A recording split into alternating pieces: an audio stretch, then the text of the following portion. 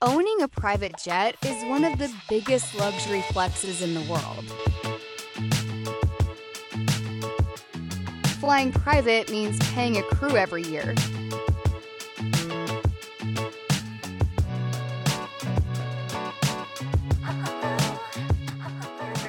Take off that up. Runway 28 right. Where do you park today? I have for the take off that Park at up. Bravo 1, Echo Alpha Crosswalk.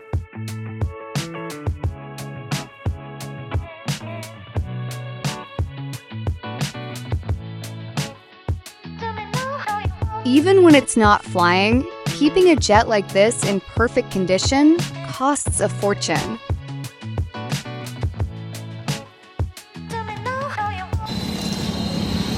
All right, so once we're locked out, first, you want to turn these briefs. We're going to be fueling. Optional gauges here.